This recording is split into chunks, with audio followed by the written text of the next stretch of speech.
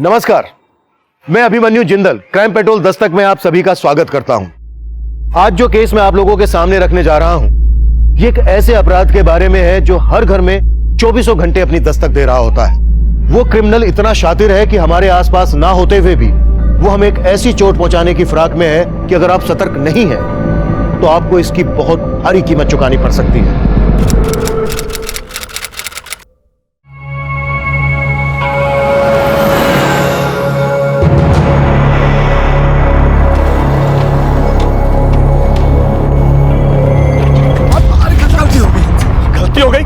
Cycle चढ़ाने से नहीं मरेंगे हम। और ये दूध का डिब्बा लो और मारो हमारे सर पर, मर जाएंगे। हम काहे मारेंगे? काहे मारेंगे?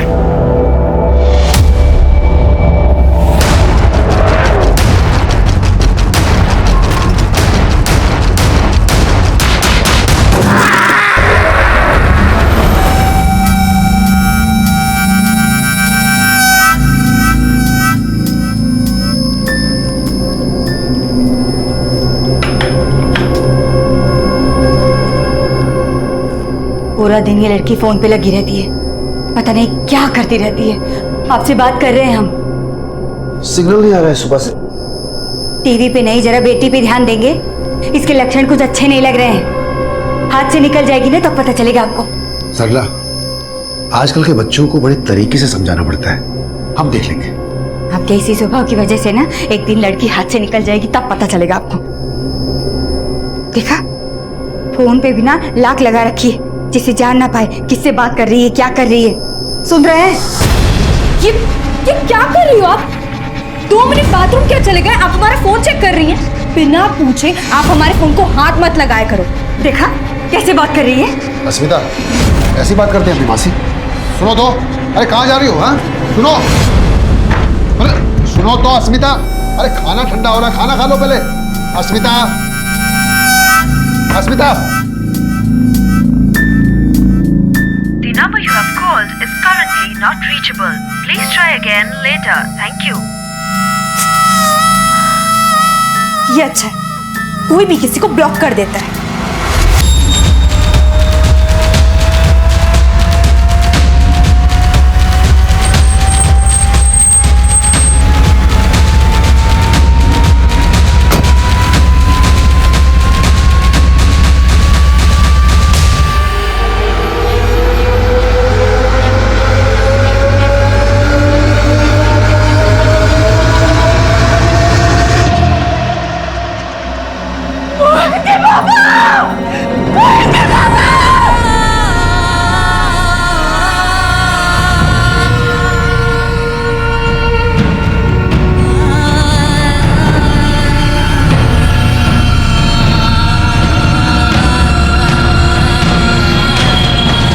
एक राहगीर ने कन्हैया जी की बॉडी को लखनऊ हाईवे के बाईपास रोड पे देखा और हमें इत्तला कर दी।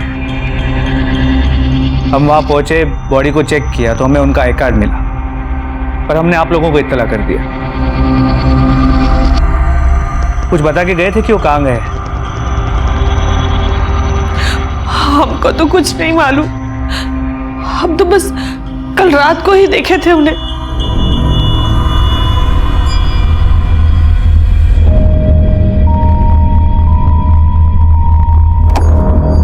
पापा चलो खाना खा लो।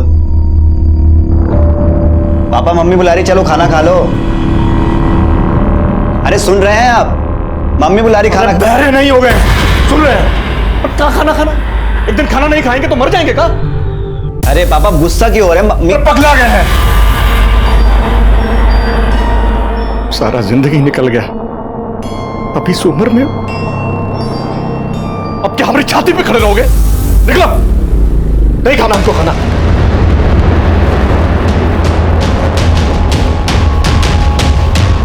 पहले खुद ही बोले थे कि इंजीनियरिंग का एग्जाम दे दो, और जब हम पास हो गए एडमिशन में 4 लाख लग रहे हैं। अरे नहीं पढ़ाना तो सीधे बोल देना, गुस्सा क्यों कर रहे हैं? कोई और बात होगी, ठहरो हम बात करते हैं। अरे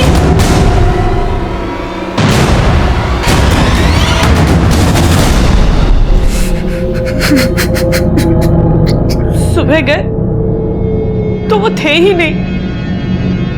मोहित के पापा,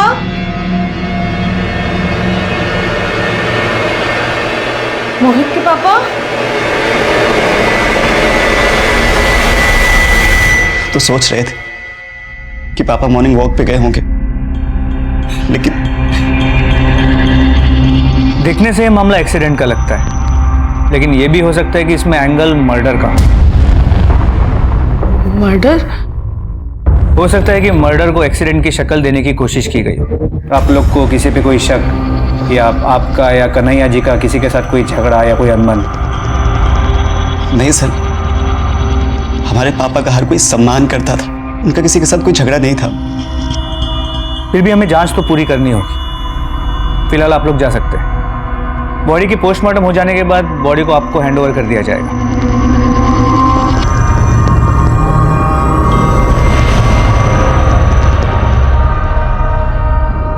सर मैंने क्राइम सीन का एरिया भी चेक किया, वहां कहीं सीसीटीवी भी नहीं मिला। पर कन्हैया जी की फैमिली को भी किसी पे कोई शक नहीं है। फिर भी हमें हर एंगल को टटोलना होगा। कन्हैया जी के सभी जान पहचान वालों से अच्छे से पूछताछ करो, और जहां हमें बॉडी मिली थी वहां जाके चेक करो, शायद कोई विटनेस मिल जाए। सर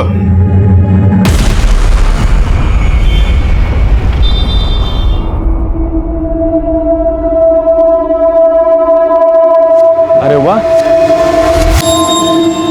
पहले तो कभी मिस कॉल भी नहीं दिया करती थी, और आज इतने कॉल कर रही हो हमें, और यहाँ मिलने के लिए भी बुला लिया।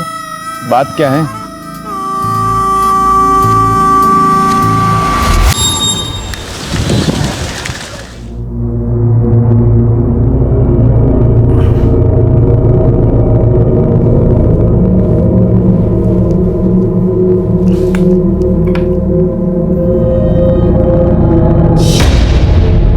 शिट, ये कैसे हो गया? क्या हुआ सोहम?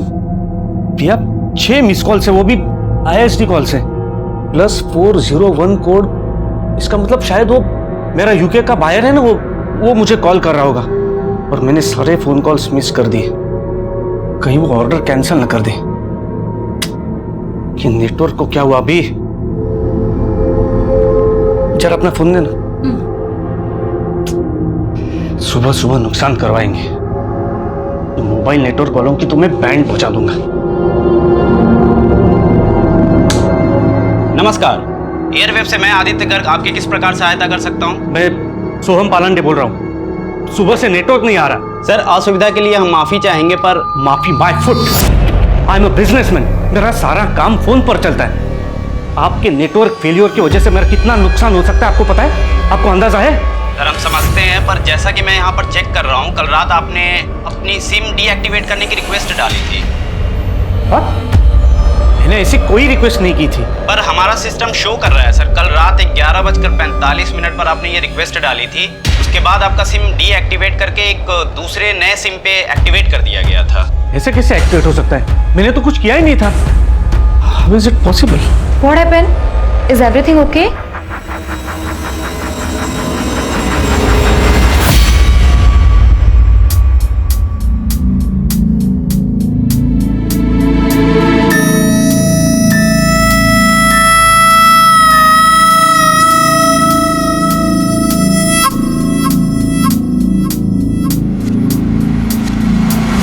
कन्हैया जी की लाश कल सुबह जिस रोड पे मिली थी, उस समय ये वहां पे मौजूद थे। सर इन्होंने वो एक्सीडेंट देखा था।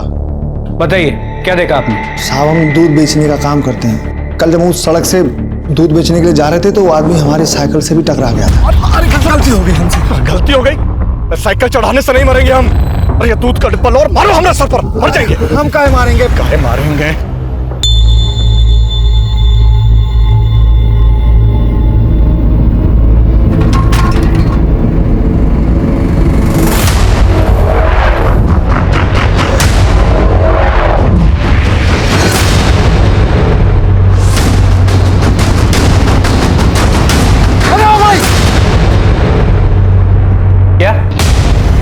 तुम्हारा मतलब है कि कन्हैया जी ने आत्महत्या की है? हाँ साहब। हमें क्यों नहीं इन्फॉर्म किया? साहब हम 100 नंबर पे फोन करने वाले थे, लेकिन वो हादसा हमारी आंखों के सामने हुआ तो हम बहुत घबरा गए थे साहब। लेकिन आज ये साहब को जब हम पूछताछ करते हुए देखे तो हमको लगा सच बता देना चाहिए। उस बस का नंबर देखा था? नहीं साहब। ठीक है, तुम जा सकते हो। लेकिन अगर जरूरत पड़ी तो तुम्हें वापस बुलाएंगे, और अपना नंबर और एड्रेस इनके पास लिखा देना। जी साहब।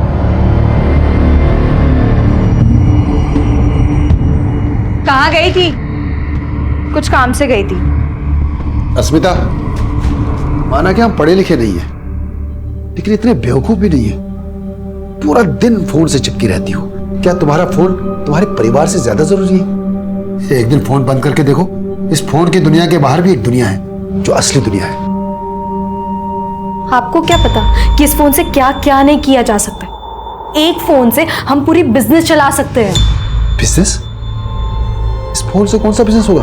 छोड़ो, आपको समझ में नहीं है। हमें सब समझ में आता है। कोई बिजनेस नहीं चल रहा है, लौंडाबाजी चल रही है ना बेशरम। इससे आगे तो आपकी सोच जाती ही नहीं है, इसलिए आपको जो सोचना है सोचो, पर अब हम नहीं रुकने वाले। बस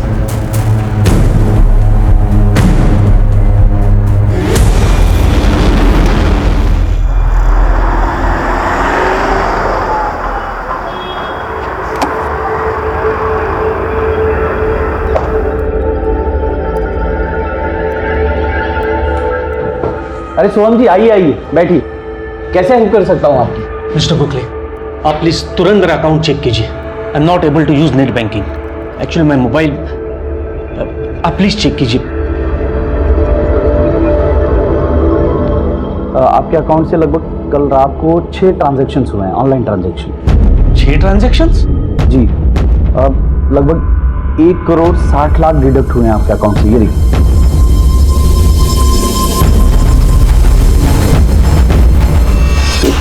मिस्टर गोखले, पर मैंने तो ऐसे कोई ट्रांजैक्शंस नहीं किए। ये कैसे हो सकता है? क्योंकि मोबाइल तो आपके पास है ना, वहाँ पे बिना OTP का कोई भी ट्रांजैक्शन करना इम्पॉसिबल है। पर मेरा मोबाइल तो रात को 11:15 बजे से ही डीएक्टिवेट हुआ था। लेकिन ट्रांजैक्शन तो उसके 1 घंटे बाद से की गई है सर। ऐसे कैसे हो सकता है मिस्टर गोखले? अपनी सिम डीएक्टिवेट करने की रिक्वेस्ट डाली थी, उसके बाद आपका सिम डीएक्टिवेट करके एक दूसरे नए सिम पे एक्टिवेट कर दिया गया था। इट मीन्स मेरा सिम स्वैप ही हुआ है, और वो ओटीपी उसे मिला है जिसने मेरा सिम स्वैप किया था। I need this money back in my account mister Gokhale. Sorry sir, but we can't help you, but we understand your concern. मैं एक काम करता हूँ, मैं आपको एक लेटर टाइप करके देता हूँ। जिन अकाउंट्स में पैसे ट्रांसफर हुए हैं उनकी सारी डिटेल्स उसमें होंगी सर। आप उसे लेकर जाइए साइबर सिक्योरिटी सेल में, और वहाँ पे अपना कंप्लेंट फाइल करवाइए। और तब तक मैं मेरे बैंक के साइबर सिक्योरिटी सेल से बात करता हूँ। Please please.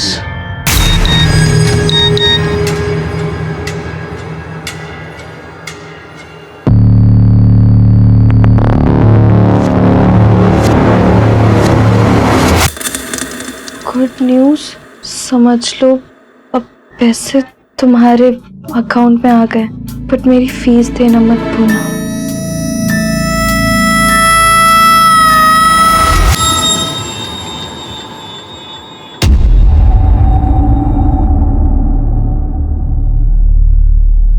आपके अकाउंट से 1 करोड़ 60 लाख रुपए जिन अकाउंट्स में ट्रांसफर हुए, वो सभी अकाउंट्स फेक आईडी से खोले गए थे, और इस वक्त सारे अकाउंट्स क्लोज हो चुके हैं। तो फिर मेरा पैसा कैसे रिकवर होगा? इसके लिए हमें आपकी सारी एक्टिविटीज चेक करनी होगी। आपके मोबाइल कॉल्स, आपकी ऑनलाइन शॉपिंग, आपकी मोबाइल बैंकिंग, सब कुछ एग्जामिन करना होगा। एक्चुअली कहीं ना कहीं आपकी डिटेल्स लीक हुई हैं। शायद ये भूल आपसे भी हुई हो। कैसी भूल सर? सर, गोरखपुर के कन्हैया तिवारी नाम के आदमी के साथ भी 6 लाख रुपए का फ्रॉड हुआ है, जिसके बाद उसने सुसाइड कर लिया। ये केस हमारी ब्रांच में आया है सर। सर, मैं ये सब क्या सुन रहा हूं? अब आप लोग को ये लग रहा है कि पापा ने सुसाइड किया था? मोहित, पोस्टमार्टम रिपोर्ट से तो यही बात सामने आई कि कन्हैया जी की मौत की वजह एक्सीडेंट है, और वो बस के सामने खुद कूदे थे। इसका हमारे पास आई विटनेस है, पर उन्हें ये कदम लेने के लिए उकसाया गया था। किसने उकसाया था? मोहित, ये देखो, इस शॉपिंग पोर्टल के जरिए कन्हैया जी को ठगा गया। हमने कन्हैया जी के बैंक अकाउंट को चेक किया तो पता चला उन्होंने डील अपील के वेब पेज पे अपना CVV नंबर और OTP नंबर शेयर किया। अरे मोहित, देख डील अपील पे कितनी सस्ती ऑफर चल रही है। अरे कुछ मंगाना है तुझे?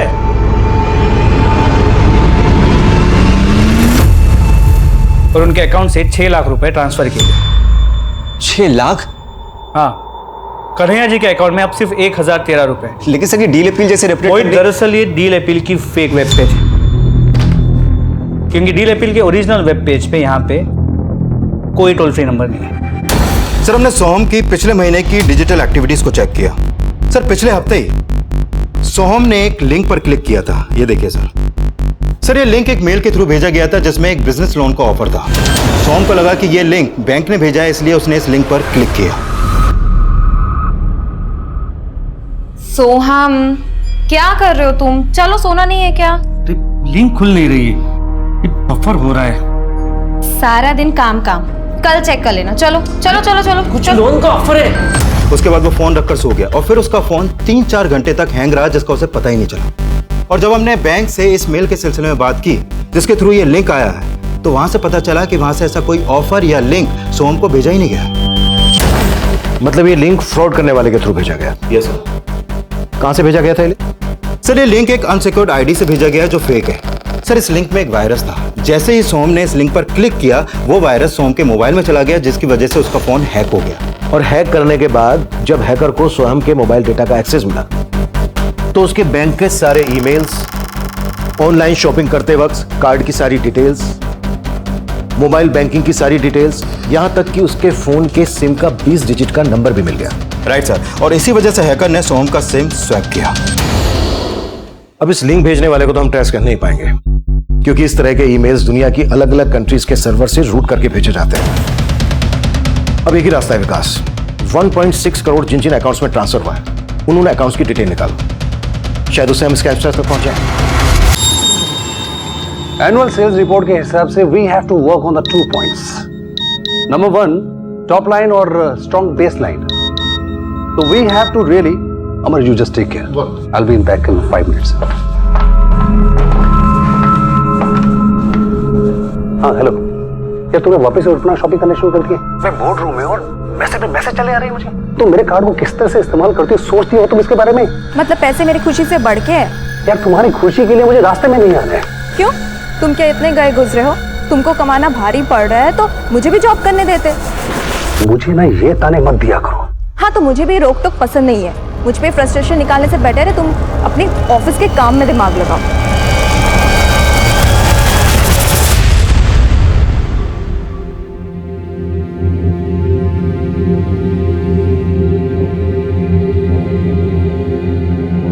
क्या हुआ मम्मी, आप खाना क्यों नहीं खा रही हैं? चलिए आप खाना खाइए।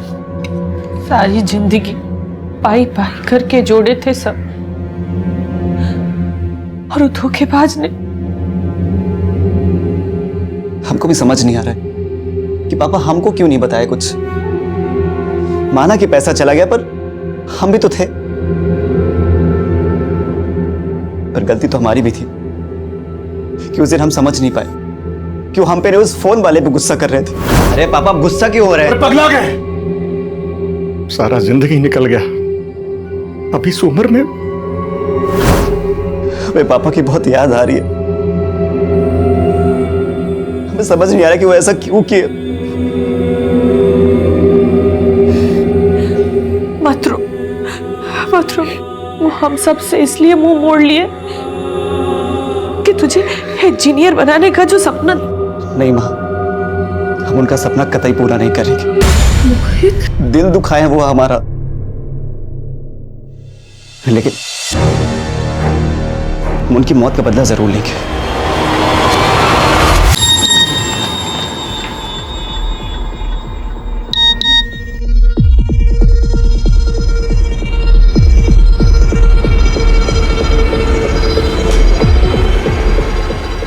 $2 लाख, 3 लाख, फिर 2 लाख।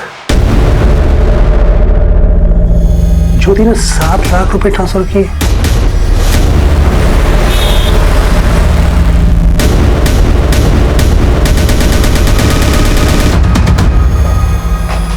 तो तुम्हारा फोन अगर स्विच ऑफ ही रहता है ना तो तुम हैक क्यों नहीं देती तुम इसे? फोन की बैटरी खत्म भी तो हो सकती है। अरे खत्म तो बहुत कुछ हो रहा है। मेरा बैंक बैलेंस खत्म हो गया। 7 लाख रुपए तुमने कहां पर ट्रांसफर किए आज? कौन से 7 लाख?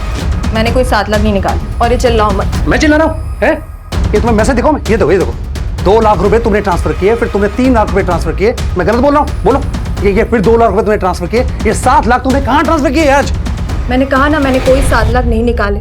और पछता तो मैं भी रही हूँ, कोई फ्रीडम ही नहीं है। एक तो तुम्हारे लिए मैंने अपना जॉब छोड़ा ताकि अपनी बच्ची की अच्छी परवरिश कर। ये बेकार की बातें मत करो, तो मुझे सिर्फ इतना बता कि 7 लाख रुपए तुमने मुझसे बिना पूछे इस तरह से ट्रांसफर क्यों किया और कहां पर यूज किया तुमने ये? मैंने कहा ना, मैंने कोई 7 लाख नहीं निकाला तुम्हारे। ठीक है, मैं जाके पुलिस एफआईआर लॉन्च कर रहा हूं, पुलिस वाले अपना पता लगा लेंगे कि किसने 7 लाख रुपए निकाले।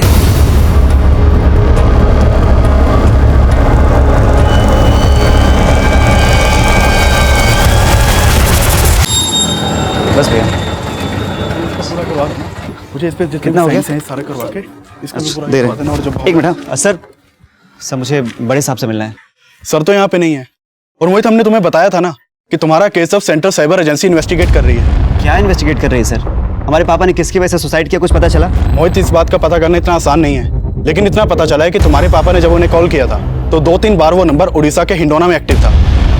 हिंडोना? हाँ, इंडिया में ज्यादातर ऑनलाइन फ्रॉड वहीं से होते हैं, और हिंडोना कोई छोटा शहर नहीं है, लाखों की आबादी है वहाँ पे। अब हिंडोना के किस आदमी ने तुम्हारे पापा के साथ ऑनलाइन फ्रॉड किया, ये पता करना इतना आसान नहीं होगा, लेकिन हमारी कोशिश जारी है।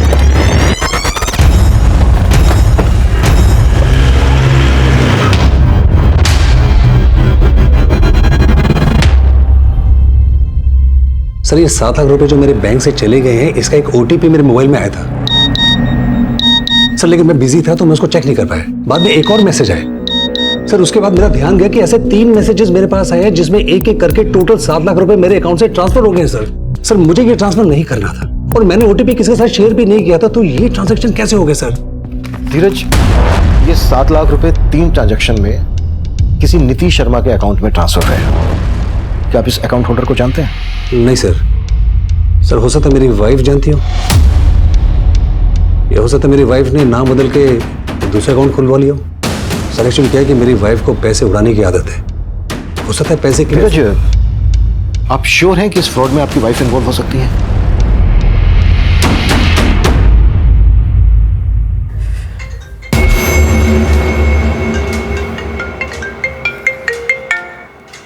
हेलो, पैसे आ गए अकाउंट में? हाँ ठीक है, मैं आती हूँ। मुझे क्राइम ब्रांच से सर्टिफिकेट लेने की जरूरत नहीं है कि मैं इनोसेंट हूँ। पढ़ी लिखी हूँ, सही गलत समझती हूँ। मैंने किसी भी थर्ड पार्टी के साथ धीरज का कार्ड नंबर और अकाउंट डिटेल शेयर नहीं किया। हम आप पर शक नहीं कर रहे हैं, आपके हस्बैंड ने आप पर शक किया इसलिए आपसे पूछ रहे हैं। धीरज, अब तुम मुझे नीचा दिखाने के लिए ये सब करोगे? तुमने मुझे साफ बताया था कुछ, मैंने तुमसे पूछा था ना। मुझे जो लगा मैंने उनको बोला, खत्म।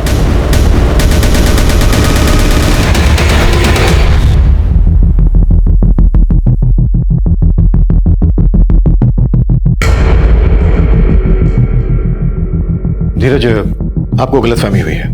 आपके अकाउंट से 7 लाख रुपए जिस अकाउंट में ट्रांसफर हुए हैं, वो अकाउंट एक्चुअली आपकी वाइफ ज्योति को बिलोंग ही नहीं करता है, और इस वक्त वो अकाउंट क्लोज भी हो चुका है। अब हो गई तसल्ली? धीरज, हमें आपका मोबाइल चाहिए।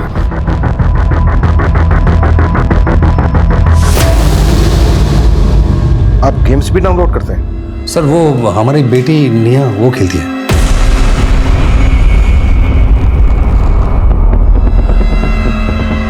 एक बात बताओ अंकल को, आप गेम्स खेलते हो? Very good. अच्छा, आपको सबसे ज्यादा कौन सा गेम पसंद है? मूनबू। Thank you. धीरज,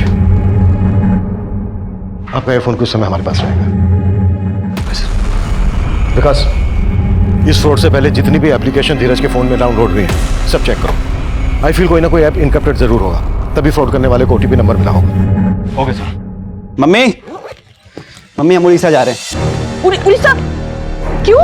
माँ, हमको पता चला है जितने भी फेक कॉल्स होते हैं ना, सब उड़ीसा के पास हिंडोना से होते हैं। वहाँ जाके हम पापा के हत्यारों को पकड़ेंगे। क्या बोल रहे हो मोहित? हाँ? वो लोग बहुत खतरनाक होते हैं। हाँ, हम तुम्हें नहीं जाने देंगे। मम्मी, हमको कुछ नहीं होगा, और जब तक हम पापा के हत्यारों को पकड़ नहीं लेते हमारे दिल को चैन नहीं पड़ेगा। पर बेटा, हमको जाने दो। मोहित,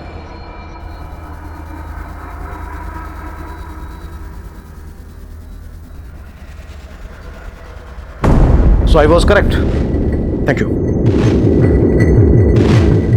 निया ने जो गेम डाउनलोड किया था, उस गेम के ऐप ने धीरज के फोन को लिंक किया उस सर्वर से जहां से वायरस डाउनलोड हुआ था। फिर क्रिमिनल ने धीरज के फोन को बड़ी आसानी से हैक किया और अपने सिस्टम में एक्सेस कर लिया। और धीरज के फोन के मैसेजेस, कॉल्स, वीडियोस ये सब वो फ्रॉडस्टर्स अपने सर्वर पे देख सकता था, यहाँ तक कि उसकी बैंक की डिटेल्स भी। और चूंकि उस हैकर के पास धीरज के फ़ोन का एक्सेस था, तो जो OTP धीरज के फ़ोन पर आया वो भी उसने देख लिया, और उसी OTP के थ्रू उसने 7 लाख का अमाउंट अपने अकाउंट में ट्रांसफ़र कर लिया। मतलब इस मूम बूम गेम की एप्लीकेशन बनाई ही इस मकसद से गई है कि इसे डाउनलोड करने वाले के फ़ोन की सारी इन्फॉर्मेशन वो आसानी से हासिल कर सके, यहाँ तक कि OTP मैसेजेस भी। लेकिन सर हैरानी की बात तो यह है कि ये प्ले स्टोर जहाँ से हम कोई भी गेम या एप्लीकेशन डाउनलोड कर सकते हैं, ये प्ले स्टोर किसी भी गेम या एप्लीकेशन को अपनी लिस्ट में तभी शामिल करता है जब उस गेम और एप्लीकेशन बनाने वाली कंपनी के पास उसका वैलिड लाइसेंस हो। लेकिन वो क्या फ्रॉड करने वाला है, क्या फ्रॉड करता है, ये उसके लाइसेंस पे तो लिखा होगा नहीं। आई एम वेरी मच श्योर उसके लाइसेंस की डिटेल्स भी फेक होंगी। सर लाइसेंस की डिटेल्स फेक हो सकती है, लेकिन जिस लैपटॉप से वो लाइसेंस भेजा गया उसका IP एड्रेस फेक नहीं हो सकता। सर हमने उस IP एड्रेस का पता लगा लिया जिसके थ्रू उस 7 लाख के अमाउंट को ट्रांसफर किया गया था। सर ये IP एड्रेस इंदौर का है, ऑनर है मैगी, और उसका पूरा नाम है मगन सिंह। मिलवास, हम भी तो देखें कौन है वो शातिर जो सबको चूना लगा के खुद मलाई खा रहा है।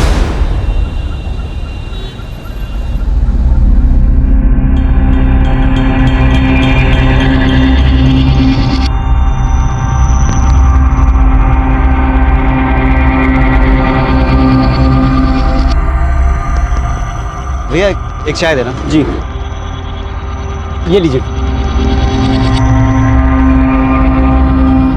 अच्छा भैया, आपके इंदौली में ना नेटवर्क बहुत अच्छा है, ये सारे फ्रॉड यही से होते हैं ना? अब क्या बताएं भाई साहब, हमारा शहर ना इसी बात के लिए बदनाम है। और ये सारे फ्रॉड करता कौन है? इतना सब तो नहीं पता, लेकिन हिंडोली कॉलेज के कुछ लड़के यही सब करके अपना जेब खर्च चलाते हैं।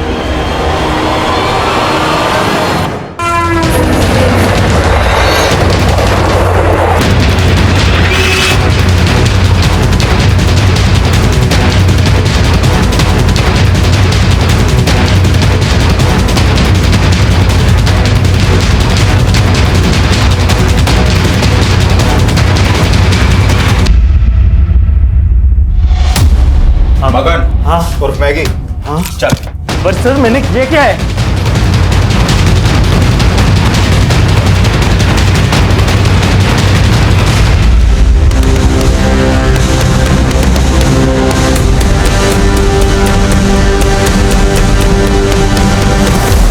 भैया मुझे आप लोगों की हेल्प चाहिए थी। कैसे हेल्प चाहिए?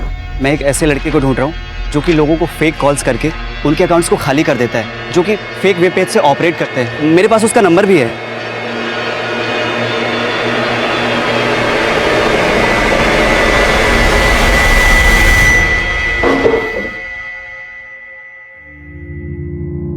हाँ सर, मैंने ही धीरज के अकाउंट से पैसे निकाले थे।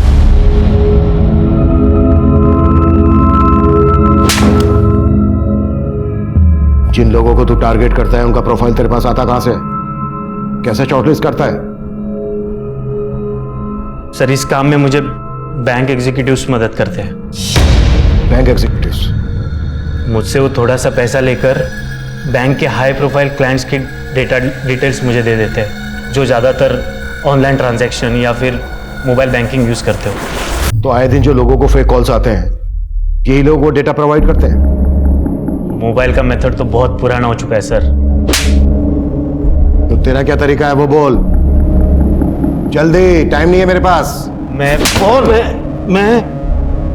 पॉपुलर ऐप्स के फेक वर्जन बना देता हूँ और जिस साइट से ये डाउनलोड किए जाते हैं उस साइट पे अपलोड कर देता हूँ, और उसकी लिंक जो मुझे लोगों की डिटेल्स मेरे फ्रेंड एग्जीक्यूटिव देते हैं ना, उनको मैं मेल कर देता हूँ। आजकल मेल के लिंक पर बहुत कम लोग क्लिक कर देते हैं, तो इसीलिए कुछ टाइम से मैंने मैसेजेस के थ्रू लिंक भेजना शुरू कर दिया।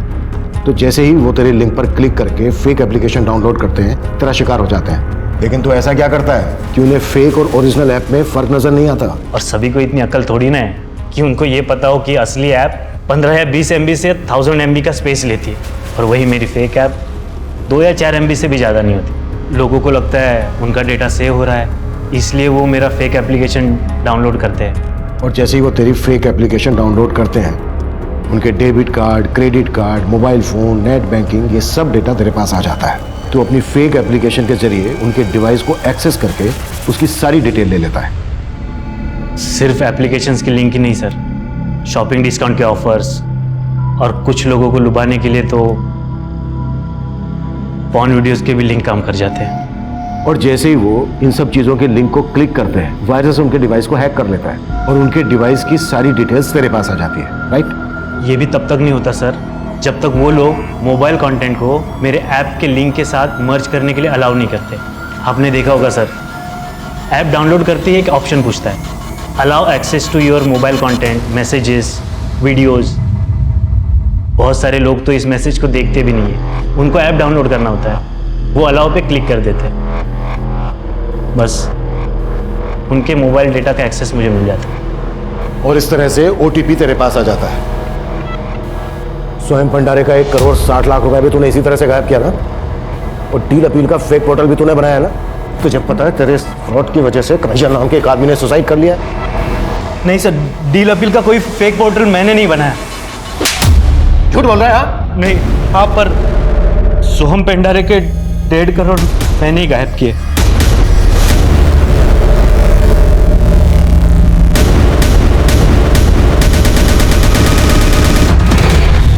एक क्लिक, सिर्फ एक क्लिक को अलाउ करने से आपकी जिंदगी बर्बाद हो सकती है।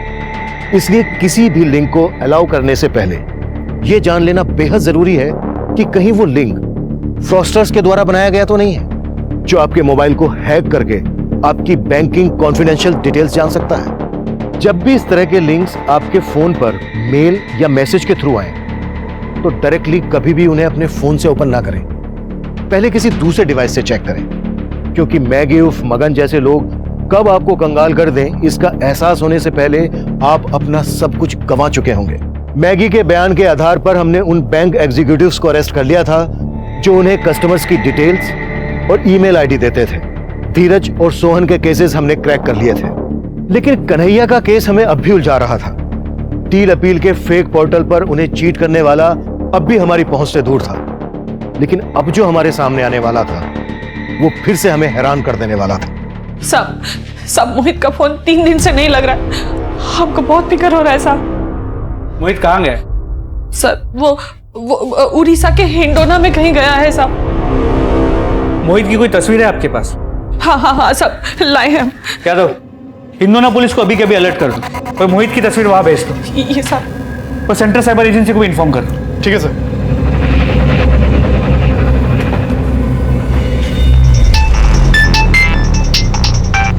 अनवर,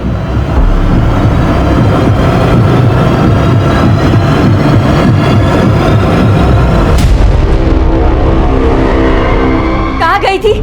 कब से फोन लगा रहे हैं, उठा नहीं रही है। ये क्या बदतमीजी है?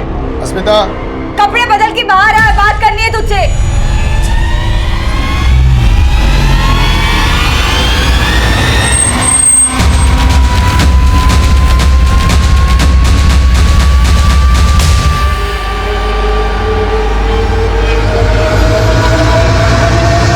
अस्मिता, अस्मिता, अस्मिता,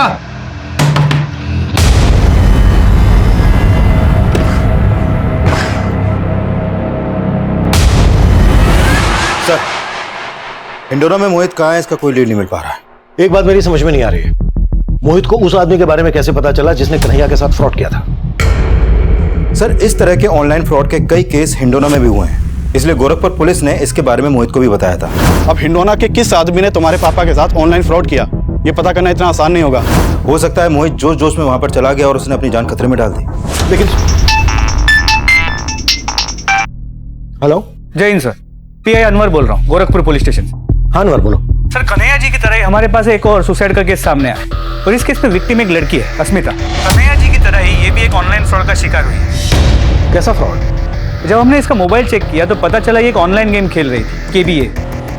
केबीए?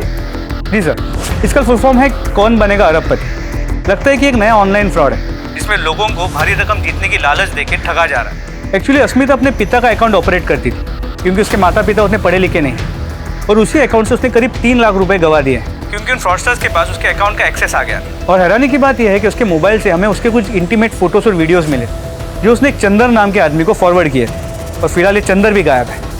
लेकिन अस्मिता के इंटीमेट फोटो का इस ऑनलाइन फ्रॉड से क्या वास्ता? कहीं ऐसा तो नहीं है कि चंदर के जरिए अस्मिता इस ऑनलाइन फ्रॉड का शिकार बनी हो? सर, फिलहाल कुछ कह नहीं सकते। ठीक है, इस केस की सारी डिटेल्स मुझे ईमेल कर दो। विकास, कौन बनेगा अरबपति नाम का एक और ऐप बना है जिसके थ्रू लोगों के साथ फ्रॉड किया जा रहा है। इस ऐप के बारे में सब कुछ पता करो। Okay sir.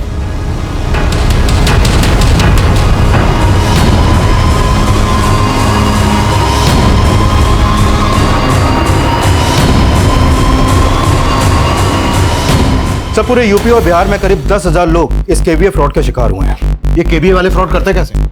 सर सबसे पहले ये लोगों को क्वेश्चन आंसर्स के खेल से पैसा जीतने का लालच देते हैं और जब लोग जीत जाते हैं तो उनको प्राइज मनी देने के लिए उनसे एडवांस टैक्स के नाम पर कुछ पैसा मांगते हैं। इनमें से कुछ लोग पैसा दे देते हैं और कुछ लोग नहीं देते। और सर जो लोग पैसा देते हैं वो इन केवीए वालों के टारगेट लिस्ट में आ जाते हैं जिनके साथ ये फ्रॉड कर सके। और फिर केवीए वाले विनर्स को एक बड़ी रकम जीतने का लालच देते हैं। उनसे ये बोलते हैं कि अगर आपने गेम का दूसरा लेवल पार किया तो आप 50 लाख रुपए जीत जाएंगे। और फिर कैसे भी करके केवीए वाले गेम खेलने वालों को जितवा भी देते हैं। और यहाँ पर इनका दूसरा प्लान एक्टिव होता है। केवीए डिपार्टमेंट का एक आदमी इनकम टैक्स ऑफिसर बनकर विनर से बात करता है और उनसे ये बोलता है आपने प्राइज की इतनी बड़ी रकम जीती है, आपको इसका टैक्स भरना होगा। और अब केवीए खेलने वाले को बड़ी रकम जीतने के बाद लगता है कि ये सब लीगल है क्योंकि उससे टैक्स पे करने के लिए कहा जा रहा है। Right sir. और जब इस बात को लेकर विनर्स केवीए वालों से बात करता है तो केवीए वाले उसे इनकम टैक्स से बचने के लिए ये सॉल्यूशन देते हैं कि उनको पुराना सिम डिस्ट्रॉय करना होगा। और फिर केवीए वाले विनर्स से उस डिस्ट्रॉय सिम का फोटो मंगवाते हैं, ये कहकर कि उनको भी विश्वास हो जाए कि विनर्स ने वाकई में उस सिम को डिस्ट्रॉय कर दिया है। और फिर ये लोग विनर्स के अकाउंट में पैसा भेजने का झांसा देते हैं और जैसे ही विनर्स डिस्ट्रॉय सिम का फोटो क्लिक करके केवीए वालों को भेज देते हैं, यहाँ पर इनका तीसरा प्लान एक्टिव हो जाता है। सर इस तीसरे प्लान के अकॉर्डिंग जैसे ही केवीए वालों को उस डिस्ट्रॉय सिम का फोटो मिलता है, वो एडिटिंग के द्वारा उस सिम का 20 डिजिट का यूनिक नंबर पता कर लेते हैं और ये लोग उसी नंबर के थ्रू पुराने सिम को डीएक्टिवेट करा के उसी नंबर का नया सिम एक्टिवेट करते हैं जिस पर ओटीपी आता है और उसी ओटीपी के थ्रू ये लोगों का पूरा बैंक अकाउंट खाली कर देते हैं। और ये केवीए वाले ऑपरेट कहां से करते हैं? हिंडोना से। हिंडोना। कन्हैया का बेटा मोहित भी हिंडोना गया था। हिंडोना की लोकल टीम को अलर्ट करो, किसी भी हालत में ये बदमाश बचने नहीं चाहिए। Right sir. सर केवीए के फ्रॉड के बारे में हमने बैंक वालों को पहले ही अलर्ट कर दिया था। सर गांव का एक आदमी है रामदीन, हमने उसके बैंक अकाउंट में कुछ अनयूजुअल फंड्स ट्रांसफर देखे हैं जो कभी भी ऑनलाइन ट्रांजैक्शन नहीं करता है। इस केवीए से जितनी भी ट्रांजैक्शन की गई हैं सबका ट्रायल चेक करो। जिन जिन अकाउंट्स में पैसा गया है या तो उन अकाउंट्स को क्लोज करने की कोशिश की जाएगी या उनसे पैसा निकालने की कोशिश की जाएगी और हमें क्रिमिनल्स को ऐसा करते हुए पकड़ना है। शायद इस फ्रॉड की वजह से पहले कन्हैया ने और अब अस्मिता ने अपनी जान गंवाई है।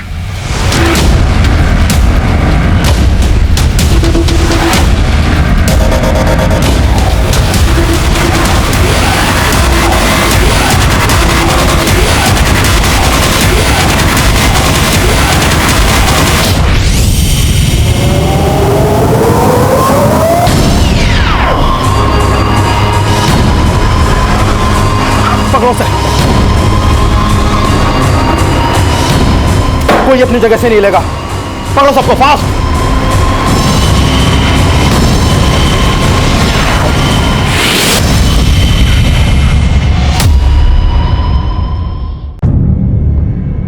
इसे जानता है? ये भी फ्रॉड में ये भी शामिल है? नहीं सर, हम तो इसे नहीं जानते। श्योर? जी सर। तो तू क्या कर रहा था वहां? पापा की मौत के बाद हमने कसम खाई थी कि हम उन फ्रॉडस्टर को पकड़ के रहेंगे जिन्हें हमारे पापा के साथ फ्रॉड किया है। और जब हमें ये पता चला कि ज़्यादातर फ्रॉड यहाँ हिंडोना से होते तो हम हिंडोना आ गए, लेकिन हम उस आदमी को पकड़ नहीं पाए। लेकिन हम जिस आदमी से मिले उसने हमारे पापा की लूटी हुई रकम वापस करने का जरिया बताया। चलो तुम्हें लेकर चलता हूँ उस इंसान के पास जिसकी तुम्हें तलाश है। तूने उस लालच में आकर क्रिमिनल्स के साथ मिलकर क्राइम करना शुरू कर दिया। तू बोल, इस सब से तेरे पापा की आत्मा को शांति मिलेगी? सब हम मानते कि हम सही नहीं थे, लेकिन हमारे पापा के साथ भी कुछ सही नहीं हुआ था। सर हिंडोना से जितने ही फ्रॉड करने वाले पकड़े गए हैं उनमें से कुछ लोग केवीए भी ऑपरेट करते थे। उन्होंने माना कि अस्मिता की तरह उन्होंने और लोगों को भी चूना लगा है, लेकिन सर उनमें से किसी ने भी चंदर को आइडेंटिफाई नहीं किया। मतलब अस्मिता के सुसाइड की वजह सिर्फ केवीए फ्रॉड नहीं, कुछ और भी है? सर अस्मिता की पोस्टमार्टम रिपोर्ट से पता चला है कि उसके साथ रेप भी हुआ था और उसके मोबाइल से कुछ वीडियोस मिले हैं जो पोर्न साइट पे भी अपलोड किए गए हैं। और ये अपलोड किसने किया? सर उसका आईपी एड्रेस हम ट्रेस कर रहे हैं। सर आईपी एड्रेस ट्रेस हो गया है। सर अस्मिता की अश्लील वीडियो वेबसाइट पे अपलोड करने वाला कोई और नहीं, उसका कजिन धर्म था और चंदर उसका दोस्त सर।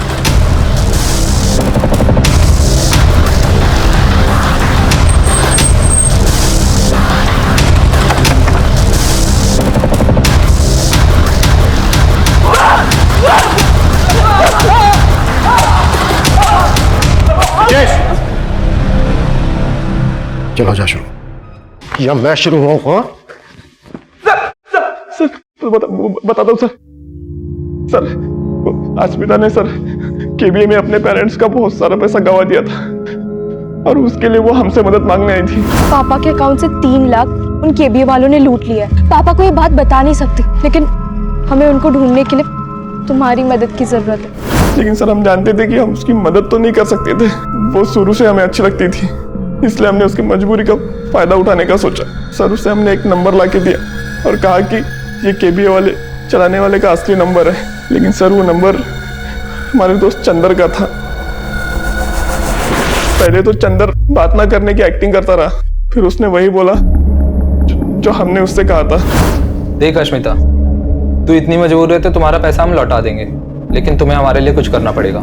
चंदर ने सर अस्मिता को उसके न्यूड फोटोज और वीडियोस भेजने के लिए फोर्स किया और मजबूरी के चलते वो मान भी गई। लेकिन जैसे ही हमारे पास उसके न्यूड फोटोज और वीडियोस आए तो मेरे प्लानिंग के हिसाब से चंदर ने उसे इंटरनेट पर अपलोड करने की धमकी दी और अस्मिता को ब्लैकमेल करके अपने पास बुला लिया। हाय,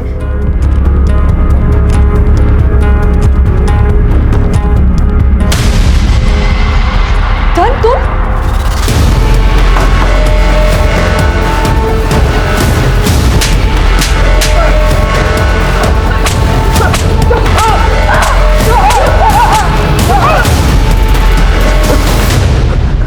अस्मिता तेरी कजन थी, बहन थी तेरी, और तूने ब्रजेश इतना कुट्टा, सालों को इतना कुट्टा कि यहां से 1-1 किलोमीटर दूर तक इनकी चीखें सुनाई देनी चाहिए। अस्मिता ऑनलाइन फ्रॉड का शिकार जरूर हुई थी, पर अगर उसने अपनी परेशानी अपने पेरेंट्स के साथ शेयर की होती तो शायद अंजाम बदल सकता था। वही भूल उसके पेरेंट्स से भी हुई। उन्होंने अपनी बेटी अस्मिता की परेशानी को ठीक से जानने की कोशिश ही नहीं की और वो अपने कजन धर्म और उसके दोस्त चंदर के जघन्य अपराध का शिकार बने। कन्हैया को चीट करने वाले फ्रॉडस्टर्स का अभी तक पता नहीं चल पाया है, लेकिन मोहित का आक्रोश उससे ऐसी भूल करवा बैठा जिसने उसका करियर ही बर्बाद कर दिया। इन सभी केसेस से हमें एक सीख लेने की जरूरत है कि अपनी बैंकिंग कॉन्फिडेंशियल डिटेल किसी के साथ शेयर ना करें। वहीं सिम स्वैप की घटनाओं को देखते हुए सर्विस प्रोवाइडर्स को एक एडवाइजरी जारी की गई है। जब भी किसी का सिम स्वैप होता है तो अगले 24 घंटे तक उस नंबर की मैसेजिंग सर्विस बंद कर दी जाती है। इसलिए 24 घंटे के अंदर अपने सर्विस प्रोवाइडर से जरूर संपर्क करें। मैं अभिमन्यु जिंदल अब आप लोगों से विदा लेता हूं। आपसे फिर मुलाकात होगी एक नए केस के साथ। देखते रहिए क्राइम पेट्रोल 10 तक। मकसद बताना नहीं, बचाना है। ऐसे और भी मजेदार वीडियो के लिए हमारे चैनल को लाइक, शेयर और सब्सक्राइब करें।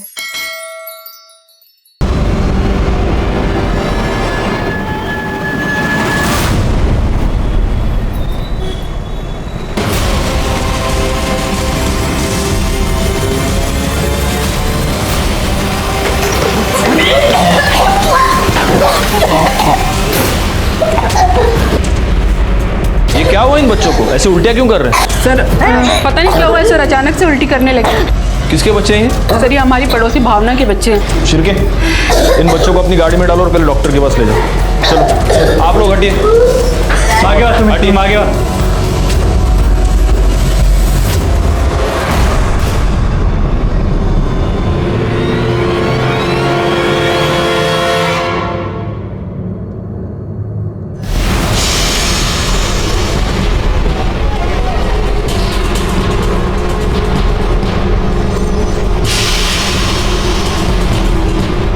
मैंने अपने करियर में इतने मर्डर्स देखे मोरे, लेकिन किसी को इतना ब्रूटली मारा हुआ पहली बार देखा है। इसको इस कुर्सी से बांध कर इतना मारा गया है, खासतौर पे चेहरे पर। देखो, नो डाउट इसके बच्चे बाहर उल्टियाँ कर रहे हैं। सर, बॉडी को पोस्टमार्टम के लिए भेजता हूँ। Okay sir.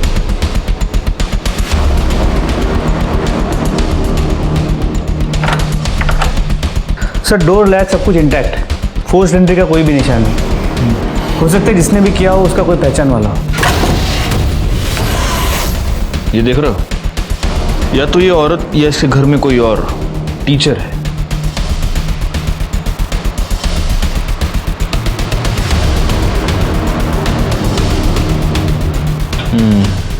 प्लेट देखकर लग रहा है कि विक्टिम ने पहले खाना खाया है और फिर उसका मर्डर हुआ है।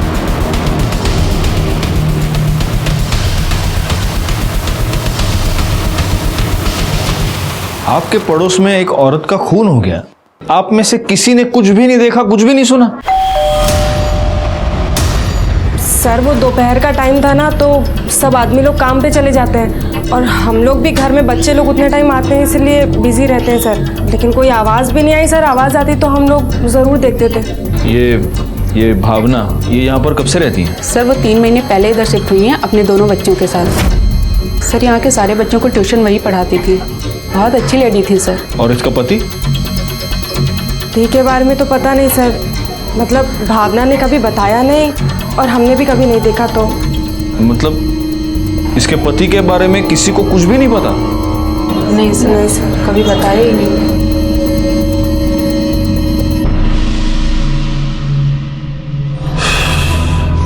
मोरे, जिस तरह से इस भावना को कुर्सी से बांधकर टॉर्चर करके मारा गया है, ऐसे लगता है कि किसी ने उस पर 3rd डिग्री का इस्तेमाल किया। कोई उससे कोई इंफॉर्मेशन निकलवाना चाहता था। एक काम करो, उसकी CDR डिटेल्स निकालो, शायद उसमें कुछ मिल जाए। जी सर। और सर मैंने बिल्डिंग में CCTV कैमरा के लिए पता किया। हाँ तो सर इस बिल्डिंग में CCTV कैमरा तो क्या, वॉचमैन भी नहीं है।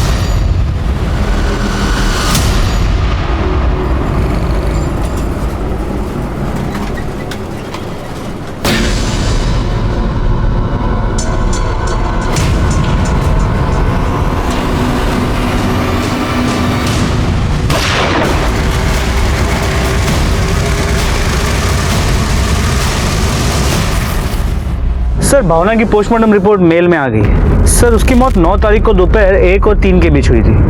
उसके चेहरे पे कई सारे इंजरी मार्क्स और गला दबाने की भी कोशिश की गई और मरने के पहले ना उसके साथ कोई सेक्सुअल असल्ट हुआ है ना कोई रेप। घर में चोरी का अटेम्प्ट नहीं हुआ है, सेक्सुअल असॉल्ट नहीं है, रेप अटेम्प्ट नहीं है, तो फिर मर्डर का मोटिव क्या हो सकता है? रिवेंज या फिर कुछ और? उसके बच्चे कैसे?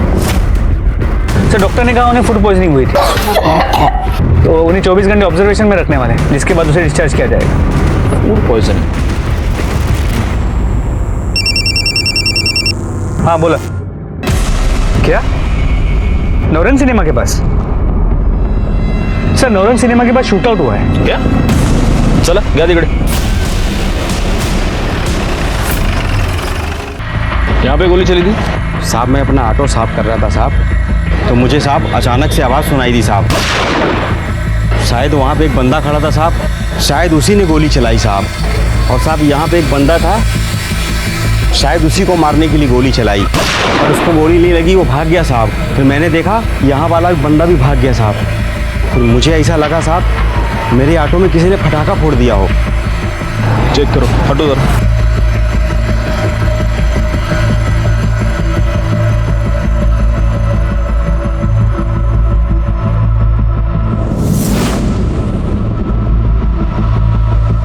सर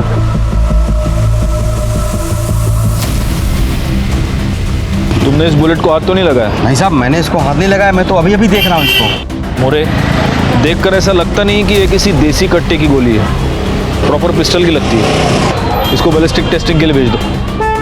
अच्छा, जिस बंदे ने वहाँ से गोली चलाई उसका स्केच बनवा सकते हो? नहीं साहब, उसने तो मुंह पे कपड़ा बांधा हुआ था साहब। और जिस पे गोली चली उसको तुम में से कोई पहचानता है क्या? नहीं साहब। नहीं साहब नहीं।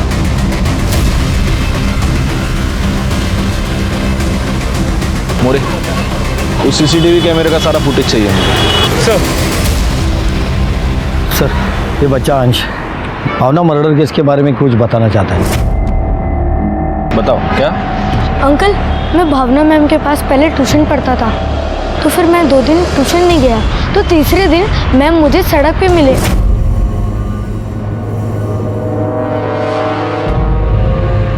अंश, अंश 2 दिन हो गए, ट्यूशन क्यों नहीं आए? मैम मैंने वो हिंदू ताई को गुंडों से बचाया था, तो फिर आई ने कहा कि 2-3 दिन बाहर मत निकलो, इसलिए नहीं आया था मैम। बहनी सच बोल रही है। उस दिन जब मैं कॉलेज गई थी ना, तो पर्शिया ने मेरा रास्ता रोक लिया और गंदे गंदे कमेंट्स कर रहा था। तभी अंश ने उसका ध्यान भटकाया और मैं वहाँ से निकल पाई, वरना कहाँ मिलेगा पर्शिया अभी?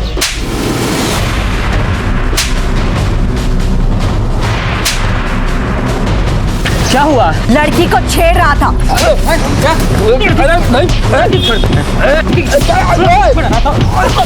शर्म नहीं आती तुम्हें? आज के बाद कभी भी मैंने तुझे किसी लड़की को छेड़ते हुए देखा या रोकते हुए देखा तो हम सब मिल करके पुलिस कंप्लेन करेंगे, समझा तू?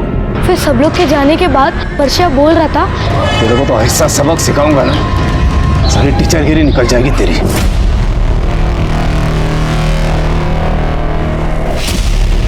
अंश रहते गाँव लक्ष्मी चौल। करडे याला घरी घेऊन जा, ये अंकल तुमको घर ले जाएंगे। हाँ थैंक यू। चल बैठ। मोरे इस पर्चा को उठा फौरन। सर ये भावना के फोन पे बार बार पापा नाम से कॉल आ रहा है। हेलो हेलो, आप कौन बोल रहे हैं? पहले आप बताइए आप कौन बोल रहे हैं? नंबर तो भावना नु छे। हाँ ये नंबर भावना का है। आप उसके पापा हैं क्या? हाँ ऐसा ही समझ लीजिए। मैं उसके father in law Jagdish Ganatra बोल रहा हूँ। और आप? देखिए मैं अंधेरी से सीनियर इंस्पेक्टर राजेश यादव बोल रहा हूँ। भावना कहाँ है और उसका फोन आप लोगों के पास क्या कर रहा है? Mister Ganatra, I am very sorry to inform you, लेकिन आपकी बहू भावना का मर्डर हो चुका है। What? मर्डर? ये उसका फोन हमें क्राइम स्पॉट पर मिला। लेकिन कौन? क्यों? ऐसा कैसे हो सकता है? बच्चे कहाँ हैं? बच्चे ठीक हैं, लेकिन आप प्लीज जल्दी से जल्दी अंधेरी पुलिस स्टेशन आ जाइए। मैं अपना नंबर आपको भेजता हूँ।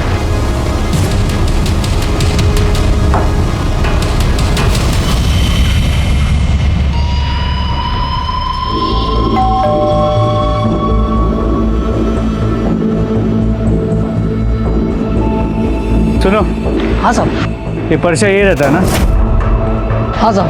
कहाँ गया कुछ पता है? नहीं साहब मुझे कुछ नहीं पता। सुनो, ये ठेला यही लगाते हो? हाँ साहब। ये सामने जो पर्चा रहता है उसे पहचानते हो? हाँ साहब। कहाँ गया है कुछ पता है? साहब उसको तो हम कब से देखे नहीं हैं, पता नहीं कहाँ गया वो। ठीक है, कर्टेन से नंबर गया, तुम भी इनका नंबर ले लो। अगर ये पर्चा घर पे आता है तो सबसे पहले हमें इन्फॉर्म करोगे। जी साहब।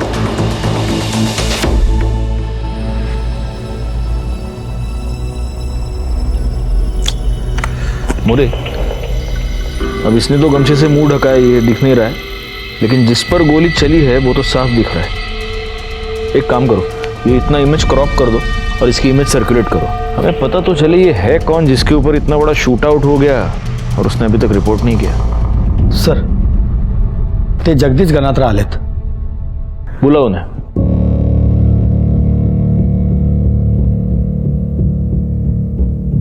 सर हमें भावना की बॉडी कब तक मिल सकेगी? आप बस फॉर्मेलिटीज कंप्लीट कर दीजिए, उसके बाद आप उसकी बॉडी ले जा सकते हैं। आपका आपके बेटे के साथ कोई कांटेक्ट हुआ? उसको बताया आपने उसकी बीवी का मर्डर हो चुका है? नहीं, मैं उसके टच में नहीं हूं।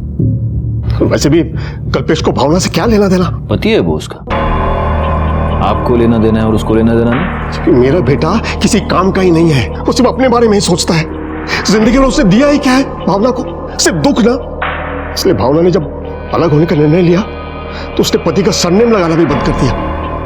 उसने अपने मायके का सरनेम देड़िया लगाना शुरू कर दिया ताकि कम से कम वो लोग तो उससे दूर रहे जिससे फ्रॉड करके कल्पेश आज घूम रहा है बाहर। किस तरह का फ्रॉड? रातों रात अमीर होने का फ्रॉड, लोगों को बेवकूफ बनाकर इन्वेस्टमेंट के नाम पे पैसे लेना और वापस न करना। आखिर ऐसा हुआ सर कि सुबह शाम घर के दरवाजे पर लेनदार खड़े रहते थे पैसे मांगने के लिए, और कल्पेश उन्हें पैसे लौटाने के बजाय रातों रात भावना और बच्चों को लेकर गायब हो गया। बाद में पता चला कि गोवा में है तो वसूली वाले वहां भी पहुंच गए। अब ये वहां से भागकर मुंबई चला आया। अब जो पैसे देगा वो चुप तो नहीं बैठेगा ना सर, तो उन्होंने मुंबई का नंबर भी ढूंढ लिया, घर का पता भी।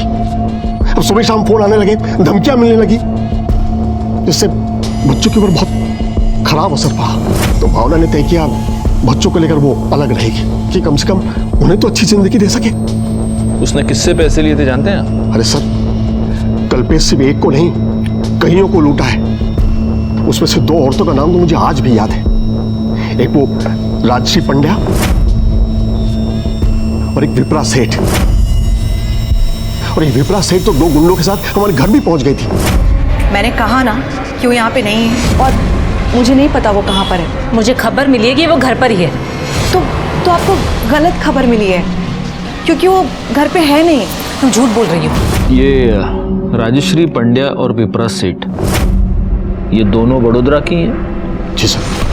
वडोदरा पुलिस से कांटेक्ट करके हमें राजश्री पंड्या और विप्रा सेठ की डिटेल्स निकालनी होंगी। सर, एक आदमी ने बाइक चोरी की कंप्लेंट लिखवाई थी हमारे पास। वहाँ का सीसीटीवी फुटेज मैंने चेक किया। वो सीसीटीवी फुटेज में history sheeter Munna Dubey bike चोरी करते नजर आ रहे हैं।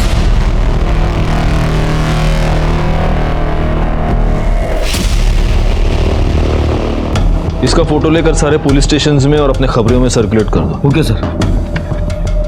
मोरे, तुम बच्चों के साथ चलकर बात करते हैं। मम्मी बहुत अच्छी थी, पर पापा अच्छे नहीं है सर। क्यों? पापा क्यों अच्छे नहीं हैं? क्योंकि वो हमेशा मम्मी से झगड़ा करते थे। एक काम ढंग से नहीं करती है तू। लेकिन कब तक हम लोग ऐसे सब चुप! मेरे सामने ना जबान तो लड़ा नहीं मत, बोल रहा हूँ। चुप! मुझे पापा से बहुत डर लगता है अंकल। एक बात बताओ, तुम लोग मम्मी के साथ शिफ्ट हो गए, तब उसके बाद तुम्हारे पापा तुमसे मिलने के लिए यहाँ पर आए थे? हाँ, 2-3 बार आए थे, पर वो आकर भी मम्मी से झगड़ा ही करते थे। अच्छा, मुझे एक और बात बताओ, तुम्हारे पापा को पूछते हुए कभी कोई और यहाँ पर आया था? नहीं। एक मिनट, ये आदमी? नहीं अंकल। Are you sure? पर एक दिन जब मम्मी हमें स्कूल से लेकर आ रही थी, तब सड़क पर एक आंटी मिली थी। आजकल अगर राजश्री तुम यहाँ, तुझे क्या लगा तू और तेरा पति भाग के यहाँ आ जाओगे तो किसी को पता नहीं चलेगा? देखो, मेरे और मेरे पति का कोई लेना देना नहीं है। तेरा उसके साथ क्या, उसका भी तेरे साथ कोई लेना देना नहीं है। भूल गई? तेरे होते हुए भी वो मेरे पास आया था, प्यार का नाटक करके 20 लाख का चूना लगा के गया। और इस लिस्ट में मैं अकेली लड़की नहीं हूँ, और बहुत सारी लड़कियां हैं। बाकियों का तो मुझे पता नहीं, लेकिन मैं उससे बदला लिए बिना उसे नहीं छोड़ने वाली हूँ। और बदला लेने के लिए मैं किसी भी हद तक जा सकती हूँ, समझी? तो जाओ किसी भी हद तक और ढूंढो उसे। ठीक है, अभी हम लोग चलते हैं, तुम अपने दादाजी के साथ अच्छे से रहना।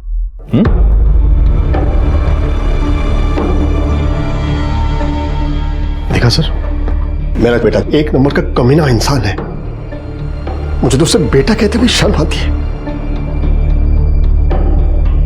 वैसे भावना की बॉडी आपको कल मिल जाएगी। Thank you sir.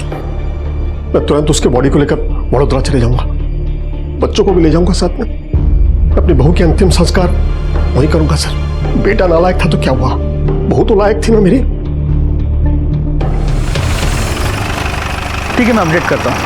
Sir, Vadodara police ने बताया कि विप्रा सेठ ने कल्पेश गनात्रा के खिलाफ वहां के पुलिस स्टेशन में रेप और फ्रॉड की कंप्लेंट फाइल की। वडोदरा पुलिस से फौरन कांटेक्ट करो और विप्रा सेठ को यहाँ बुलाओ पुलिस स्टेशन। सर, अंधेरी के शास्त्री नगर में एक आदमी के ऊपर गोली चलाई गई है, उसे सिटी हॉस्पिटल लेके गए। जिसे गोली लगी है उसकी उम्र कुछ 35 के आसपास की होगी। गोली उसके लेफ्ट शोल्डर में लगी है, इसीलिए वो बच गया। हमने गोली निकाल ली है, लेकिन जख्म भरने में थोड़ा वक्त लगेगा। उसका नाम पता चला आपको? कल्पेश गणात्रा। क्या? कल्पेश गणात्रा। सर, आज से कुछ दिन पहले भी मुझ पर गोली चलाई गई थी सर, लेकिन तब मुझे गोली लगी नहीं थी सर। तुमने उसकी पुलिस कंप्लेंट क्यों नहीं की? मैं डर गया था सर।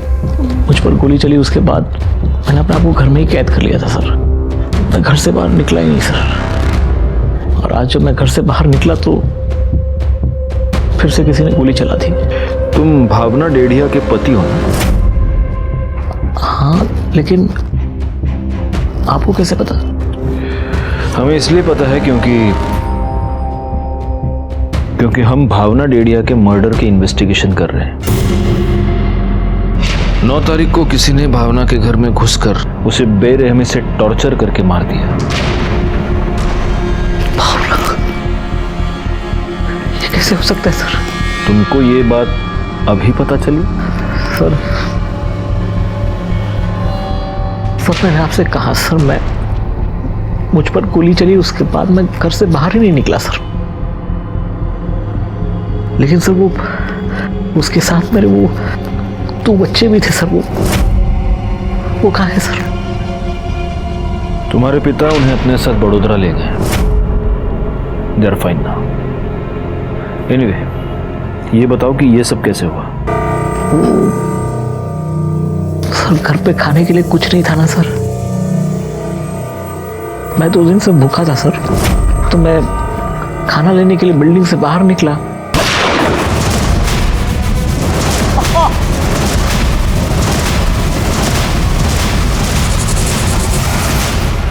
तुमने उस बंदे की शक्ल देखी?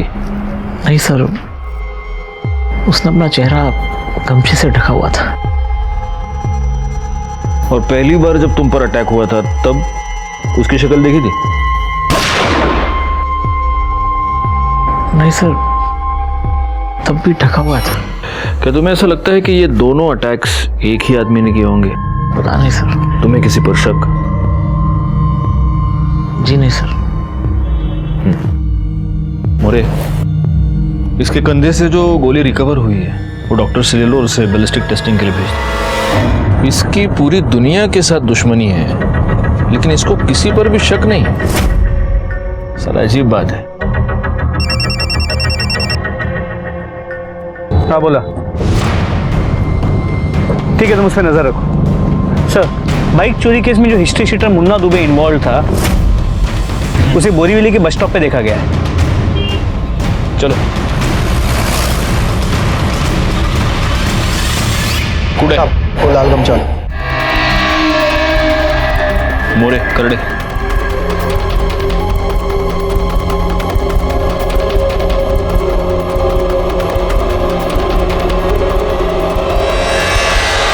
अरे करड़े सर के पास जाओ। मोरे, एम्बुलेंस सर।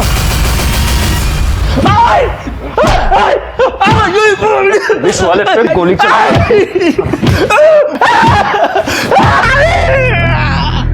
एक बहुत लंबे के लिए अंदर भेजूंगा तेरे को मैं। अब अगर बचना है तो सिर्फ एक तरीका है। बोल, किसका सुपारी लेके आए थे इधर? बोल बोल। नहीं बोलेगा? करड़े आओ, बकता का है, मिर्ची खाला। मोरे, एक काम करो, इसका फोन चेक करो। आओ करड़े, तुम्ही थांबू नका, घाला मिर्ची।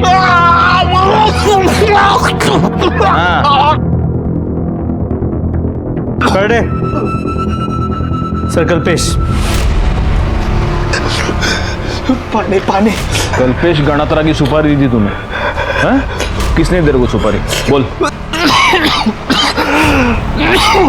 गाला। बता दो साहब, बता दो।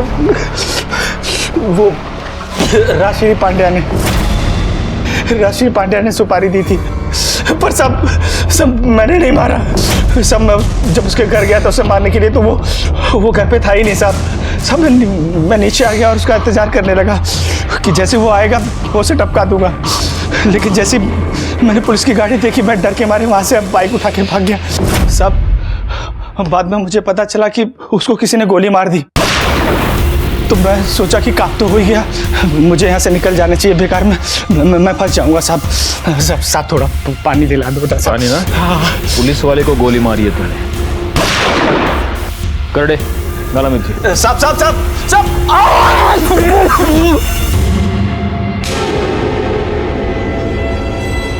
तो राजश्री पंड्या मैडम, तुमने भावना को टॉर्चर किया, उससे कल्पेश का पता निकलवाया और फिर तुमने कल्पेश की सुपारी दे दी। सर, अगर मैंने उसके नाम की सुपारी दी होती तो आज वो जिंदा नहीं होता। मैंने भावना को टॉर्चर नहीं किया, मैंने उससे सिर्फ कल्पेश का एड्रेस मांगा था। मांगा था? तुम्हारी भाषा में इसको मांगना कहते हैं। कल्पेश की सुपारी क्यों दी, बोलो? सर, दी तो नहीं थी, लेकिन अब देना चाहती हूँ। उसने मेरे साथ प्यार का झूठा नाटक किया सर, और उसी झूठे प्यार के पागलपन में मैंने उसके ऊपर 20 लाख रुपए लुटा दिए। कितना मजाक बना मेरा उसके बाद। तो बदला लेने के लिए भी थोड़ा पागलपन तो होना चाहिए ना। बैठो बैठो। तुम्हारा पागलपन तो दिख ही रहा है। वैसे तुम्हारी इंफॉर्मेशन के लिए बता दूं, राजश्री, जिसको तुमने सुपारी दी थी वो हमारी कस्टडी में है और उसने सब कुछ बक दिया है। सर, कोई कुछ भी बोलेगा, उससे ये साबित तो नहीं होता ना कि मैंने उसे सुपारी दी है। नहीं, बिल्कुल नहीं होगा, लेकिन तुम्हारे कॉल रिकॉर्ड से ये साबित हो रहा है कि मुंबई के एक हिस्ट्री शीटर से तुम कांटेक्ट में थी। हाँ, लेकिन कांटेक्ट करने का मतलब ये तो नहीं है ना सर कि मैंने उसे सुपारी दी है। ये भी हम साबित करेंगे। पाटिल मैडम, बिठा के रखो इन्हें। चलो उठा। कल्पेश गणात्रा पर जो पहला अटैक हुआ वो स्मिथ एंड वेसन पिस्टल से हुआ था। अगर बैलिस्टिक रिपोर्ट के मुताबिक इस बार भी यही पिस्टल यूज किया गया है तो हो सकता है कि ये दोनों अटैक्स एक ही आदमी ने किए। सर, वडोदरा पुलिस विप्रा शेठ को लेके आई है। कल्पेश ने मुझे सिर्फ फाइनेंशियली ही नहीं, इमोशनली भी चीट किया है।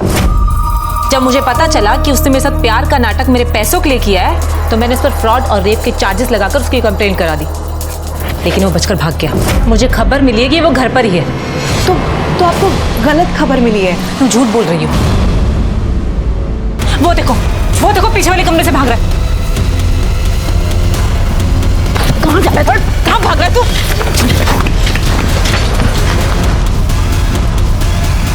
तुम्हें पता तुम्हारा पति लड़कियों को बेवकूफ क्यों बना रहा है? क्योंकि तुम जैसी अंधी औरत उसका साथ दे रही है। तुम्हें ये लगता है कि अपने कमीने पति का साथ देकर तुम पत्नी धर्म निभा रही हो।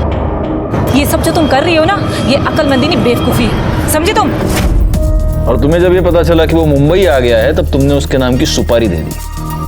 जब पहली बार वो बच गया तुमने दोबारा हमला करवाया, है ना? मैंने ऐसा कुछ भी नहीं किया, लेकिन बहुत अच्छा होता अगर मैं ऐसा कर देती, मुझे बहुत खुशी होती। लेकिन वो बचकर भाग गया और उसकी जगह वो बेवकूफ भावना मारी गई। अगर मैं उसके लिए सुपारी दे देती ना तो कल्पेश आज मरा होता और भावना जिंदा होती। सर, वडोदरा की ये दोनों औरतें तो बहुत ही गुस्से वाली है। मोरे, अगर वाकई इस कल्पेश गणात्रा ने प्यार के नाम पे इनके साथ फ्रॉड किया है तो उनका गुस्सा होना तो लाजमी है। एक काम करो, इस राजेश्री के साथ साथ विप्रा के भी सीडीआर डिटेल्स निकालो।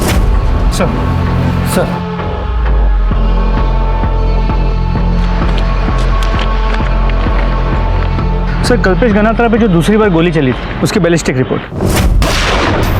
ओह, इस बार गाउठी कट्टा यूज हुआ है, यानी दोनों बार दो अलग अलग वेपन से फायर हुआ है। तो मेरी जो थियरी थी, दो अलग अलग लोगों ने अटैक किया है उस पर। लेकिन सर, ये भी तो हो सकता है कि शूटर वही हो, लेकिन इस बार उसने अलग बंदूक का इस्तेमाल किया ताकि वो हमें गुमराह कर सके। हो सकता है। चलो इस कल्पेश गणात्रा से चल के बात करते हैं। तुम पर एक बार नहीं, दो बार अटैक हुआ है और फिर भी तुम्हारा ये कहना है कि तुम्हें किसी पर शक नहीं। सर, मेरी किसी के साथ कोई दुश्मनी नहीं है सर। नहीं, तुम्हारी किसी एक के साथ दुश्मनी नहीं है, तुम्हारी बहुत लोगों के साथ दुश्मनी है। हमें तुम्हारी कलरफुल हिस्ट्री के बारे में पता चल चुका है। कल्पेश गणात्रा, राजश्री पंड्या, विप्रा सेठ और भी बहुत सारे नाम हैं। देखो, अब हमारा टाइम वेस्ट मत करो और सब सच सच बता दो। मेरा सबसे बड़ा दुश्मन मेरा खुद का बाप है सर। एक नंबर का घटिया इंसान। कहने में शर्म आती है सर, लेकिन कैसे कहूं, मेरे बाप का मेरी बीवी के साथ अफेयर था। क्या? जी हाँ सर, और उन्हीं की वजह से हमने वडोदरा छोड़ा था। मैंने सोचा कि भावना को उनसे दूर ले जाऊंगा तो शायद मामला ठंडा हो जाएगा, सब कुछ ठीक हो जाएगा, लेकिन नहीं, उन्होंने हमें गोवा में भी ढूंढ लिया। हम गोवा से मुंबई आए तो मुंबई में भी ढूंढ लिया। यहाँ तक कि वो भावना को हर रोज़ फ़ोन करते थे। यहाँ तक कि वो जब मैं और भावना अलग हो गए तो भावना से मिलने घर पे आते थे। सर, मुझे तो लगता है कि उन्होंने ही भावना को मारा है, और शायद पता नहीं क्यों मुझे ऐसा लग रहा है कि मुझे भी मार देंगे सर। तुम्हारे पिताजी के पास कोई गन है? जी हाँ, स्मिथ एंड वेसन्स, लाइसेंस भी है उनके पास। कल्पेश के बयान ने इस केस को एक अलग ही मोड़ दे दिया। भावना के मन में जगदीश के प्रति जो रिस्पेक्ट और केयर थी, इसका अब कुछ अलग ही मतलब निकल रहा था। वडोदरा पुलिस ने हमें इस बात का भी कंफर्मेशन दिया कि जगदीश के पास एक लाइसेंस्ड स्मिथ एंड वेसन पिस्टल थी। हमने उस पिस्टल को सीज करके उसे बैलिस्टिक टेस्टिंग के लिए भेज दिया, इस बात को कंफर्म करने के लिए कि कल्पेश पर जो गोली चलाई गई वो क्या इसी पिस्टल की थी या नहीं। हमारे सामने बहुत सारे सस्पेक्ट्स थे, लेकिन सबूत किसी के खिलाफ नहीं था। और तभी राजश्री और विप्रा के कॉल रिकॉर्ड से हमें एक ऐसी बात मिली जिससे इस केस को सुलझाने की हमारी उम्मीदें बढ़ गईं। सर, राजश्री और विप्रा की कॉल रिकॉर्ड चेक की, राजश्री तो क्लीन है, लेकिन विप्रा के कॉल रिकॉर्ड से ये पता चल रहा है कि भावना के मर्डर के 1 हफ्ते पहले से वो इस केस के एक सस्पेक्ट के साथ रेगुलर टच में थी। कौन? परशा, जिसने भावना को धमकी दी थी कि वो उसे सबक सिखाएगा। तेरे को तो ऐसा सबक सिखाऊंगा ना, सारी टीचरगिरी निकल जाएगी तेरी। वर्षा, जिसका घर लॉक था वो? जी सर। लेकिन उसका विप्रा के साथ क्या कनेक्शन है? सिर्फ परशा के कॉल रिकॉर्ड्स को मैंने मोबाइल पे मंगवा लिया, एक बार चेक कर लेता हूँ। सर, कनेक्शन हो सकता है क्योंकि परशा की मोबाइल की लोकेशन भावना के मर्डर वाले दिन भावना के घर के आसपास की है। मोरे, ये परशा मुझे किसी भी हालत में चाहिए।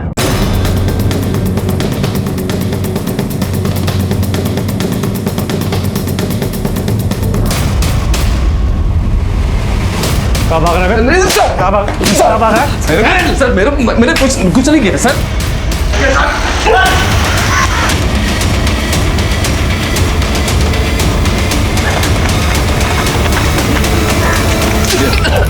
बोल, नहीं मालूम साहब। बोल, बता। बोलता हूँ साहब, सब बोलता हूँ। बोल।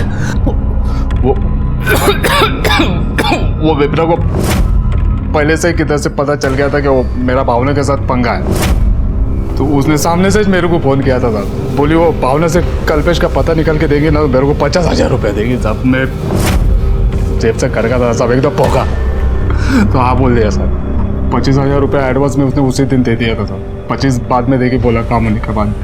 तो साहब मैं वो 9 तारीख को दोपहर को कुछ 2:30 बजे के करीब उसके घर पे गया था साहब। लेकिन मैं जब उधर गया ना तो मेरी फट गई। वो भावना को किसी ने कुर्सी पे बांध के बुरी तरह मार दिया था साहब। वो पहले से मरी हुई थी। वो पहले से मरी हुई नहीं थी, उसको तूने मारा।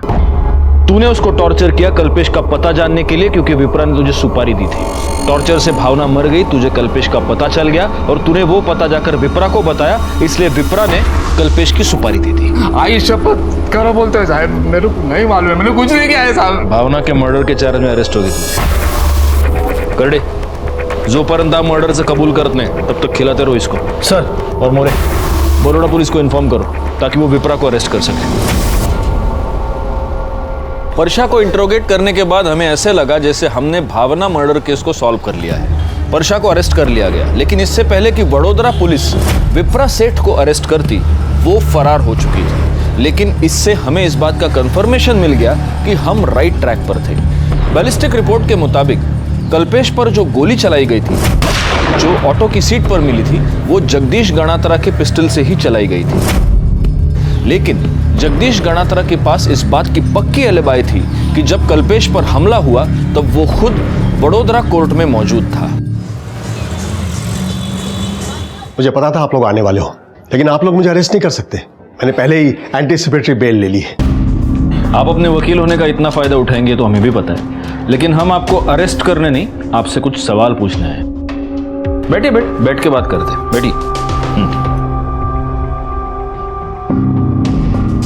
ये मेरा छोटा बेटा चेतन।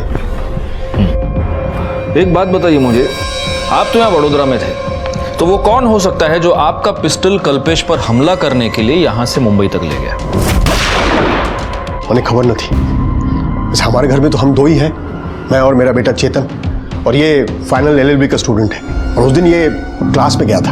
इतने बड़े घर में कोई नौकर है ना, घनश्याम काका। लेकिन 2 दिन पहले वो गांव चले गए। एक्चुअली उनके बेटे की तबीयत खराब है। कौन सा गांव है? देखिए, घनश्याम हमारे भरोसे का आदमी है। उसने मेरे दोनों बेटों को गोद में बिठाकर बड़ा किया है। वो भला मेरे बेटे को क्यों गोली मारेगा? मैंने सिर्फ आपको पूछा उसका गांव कौन सा है। Sir, Bishanpur, Kota district, Rajasthan. और इससे उस घनश्याम का नंबर और उसका फोटो ले लो।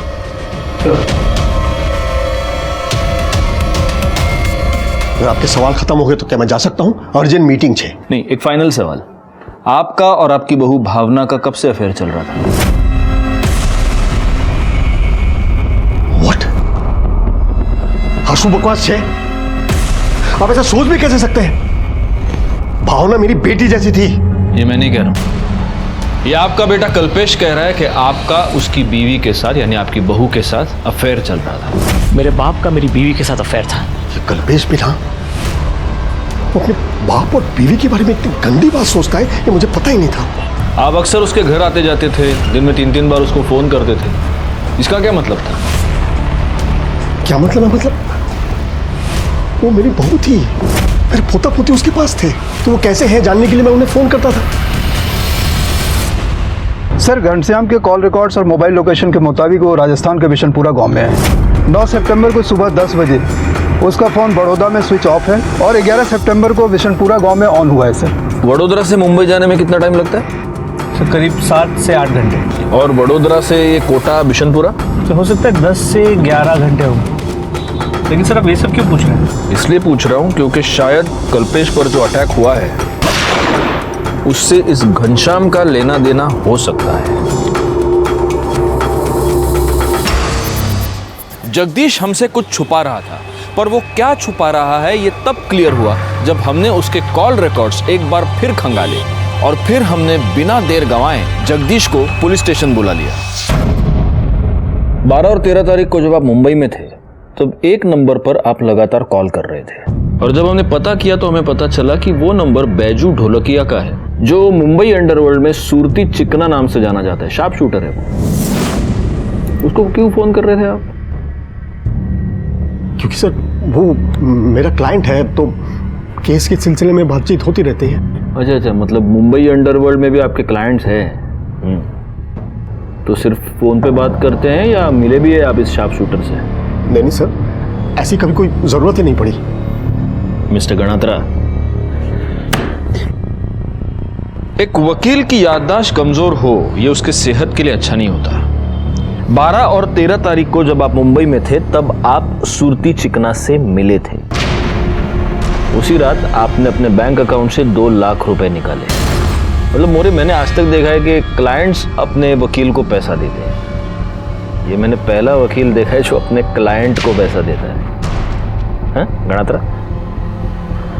एक्चुअली सर वो मैं मिस्टर गणात्रा, झूठ बोलने से पहले आप 10 बार सोचिए, क्योंकि आपका ये सो कॉल्ड क्लाइंट सूरती चिकना हमारी कस्टडी में है और वो सब कुछ बोल चुका है, सब कुछ। क्या करता सर मैं? कल्पेश ने मुझे मजबूर कर दिया था। मुझे पता है भावना की मौत भी कल्पेश की वजह से हुई है, और अगर ये कल्पेश जिंदा रहा तो उसकी कीमत उसके बच्चों को चुकानी पड़ेगी। इसलिए मैंने सोचा कि इतने लोगों के मरने से तो अच्छा है कि वो कल्पेश ही मर जाए। और इसलिए आपने अपने ही बेटे की सुपारी दे दी? लेकिन वो गधड़िया शार्प शूटर, सरासिम नाम का शार्प शूटर है, एक गोली भी ढंग के नहीं मार सकता। उसने कल्पेश को इंज्योर करके छोड़ दिया। जिंदगी भर उसके बच्चों के सर पे उसके बाप के किए की तलवार टंगी रहेगी। हमेशा ये डर बना रहेगा कि कैसे है वो लोग, ठीक तो है ना? मोरे, अरेस्ट कर लो इन्हें। सर सेकंड शूट आउट तो सॉल्व हो गया, पर फर्स्ट शूट आउट और भावना मर्डर केस में अब भी हमारे पास कोई पुख्ता सबूत नहीं है। जो कुछ भी हो सब सर्कमस्टेंशियल है, कोर्ट में सब वीक पड़ जाएगा।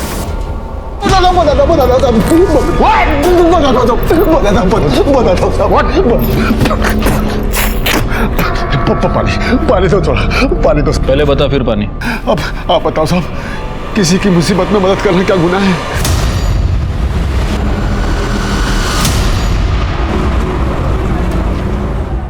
लो मोरे, वड़ा पाव खाओ। नहीं सर, मुझे नहीं। क्यों? सर एक्चुअली पेट खराब है, फूड पॉइजनिंग हो गई। Food poisoning? लगता है तुमको ढोकला फाफड़ा सूट नहीं हुआ। हाँ नहीं सर, ऐसी बात नहीं है, मतलब पता नहीं क्यों। मोरे, एक काम करते हैं, इस कल्पेश गणात्रा पर जो पहला शूट आउट हुआ था उसका सीसीटीवी फुटेज दोबारा चेक करते हैं। निकालो फौरन। सर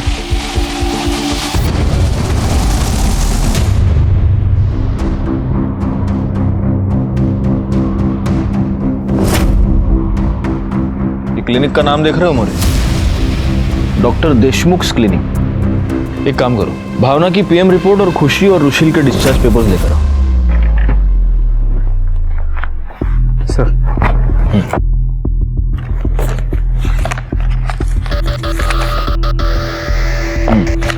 ये देखो, रुशील और खुशी को मशरूम की वजह से फूड पॉइजनिंग हुई थी।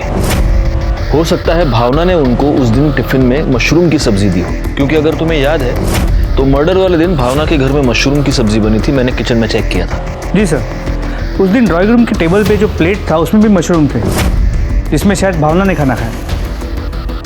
नहीं, यही तो मेरा पॉइंट है। भावना की पीएम रिपोर्ट देखो। भावना की पीएम रिपोर्ट ये कह रही है कि मौत के वक्त भावना का पेट खाली था। उस दिन भावना ने कुछ खाया ही नहीं था। फिर वो प्लेट किसकी थी? अब ये हमें डॉक्टर देशमुख ही बता सकते हैं। हाँ, लंच में उन्होंने मशरूम खा लिया था, जिससे उन्हें एलर्जी है। Thank you so much doctor.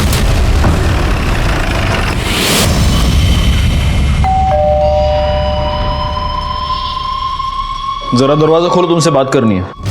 ये क्या बकवास कर रहे हैं आप? जिसने मर्डर किया उसको पकड़ नहीं पा रहे, इसलिए मुझे फंसा रहे हो। अच्छा, भावना के मर्डर के बारे में तुम्हें पहले से ही पता था, लेकिन जब हमने तुम्हें भावना के मर्डर के बारे में बताया तब तुमने इतना लाउड रिएक्शन दिया जैसे तुम्हें कुछ पता ही ना हो, जबकि एक दिन पहले तुमने खुद घनश्याम को भावना के मर्डर के बारे में सब कुछ बताया था। साहब, कल्पेश ने 9 तारीख को पीयूसी से मेरे को फोन किया और मुझे बताया कि भावना बिटिया को किसी ने जान से मारा है। आप क्या बोल रहे हैं? मैं सही कह रहा हूँ, मुझे कुछ समझ में नहीं आ रहा आप क्या कह रहे हैं। करडे, समझाओ इसको। एक मिनट, मैं बताता हूँ, बैठो। बोलो। जिन जिन से मैंने पैसे लिए थे, धीरे धीरे उन लड़कियों को पता चल गया कि मैं कहाँ छुपा था। मुझे नहीं पता वो कहाँ पर है। पहले तो भावना बचा लेती थी, लेकिन मुझसे अलग होने के बाद वो मेरे किसी काम की नहीं थी। फिर मैंने सोचा कि क्यों ना उन लोगों से बचने के लिए एक बार फिर भावना का इस्तेमाल किया जाए। मैंने सोचा कि भावना को इस बार ऐसे ही मारूंगा कि देखने वाले को ऐसा लगेगा कि मेरी इन्फॉर्मेशन निकालने के लिए किसी ने इसको टॉर्चर करके मारा है। भावना के मर्डर के बाद ये पुलिस केस हो जाएगा और जो लोग मेरी जान के पीछे पड़े थे वो भी शांत हो जाएंगे। अब मुझे पता था कि भावना दोपहर को अकेली रहती है, तो मैं एक दिन दोपहर को ही उसके घर पे चला गया। तुम? देखा मोरे, तुम्हारे फूड पॉइजनिंग ने एक मर्डर केस सॉल्व कर दिया। क्या आप कल्पेश जैसे आदमी को इंसान कहेंगे? मैं तो नहीं कह सकता। उसने ना सिर्फ भावना को टॉर्चर करके मारा, बल्कि उसी के लाश के सामने बैठकर बाद में खाना भी खाया। एक जानवर भी ऐसी वहशियाना हरकत नहीं कर सकता। कल्पेश का यही वहशीपन उसके लिए जुर्म की सबसे बड़ी दस्तक थी, जिसे वो समझ नहीं पाया और आज अपनी सारी उम्र वो जेल में काट रहा है। भावना ने इंदु को तो न्याय दिलवाया, लेकिन वो इस बात को बहुत देर से समझी कि कल्पेश के रूप में वो एक अपराधी को बचा रही है। वो भी जुर्म की दस्तक को सुन नहीं पाई और अपनी जान गंवा बैठी। जिन बच्चों का उज्जवल भविष्य वो देखना चाहती थी, अब वो उन बच्चों को कभी देख ही नहीं पाएगी और वो बच्चे भी उम्र भर अपनी माँ के लिए तरसते रह जाएंगे। मैं सीनियर इंस्पेक्टर राजेश यादव आपसे विदा लेता हूँ। दोबारा मिलूंगा, तब तक सतर्क रहिए और देखते रहिए क्राइम पेट्रोल दस्तक, क्योंकि मकसद बताना नहीं, बचाना है। जय हिंद। क्राइम पेट्रोल्स के और भी दिलचस्प कहानी देखने के लिए हमारे चैनल को सब्सक्राइब करें और बेल आइकॉन दबाना न भूलें।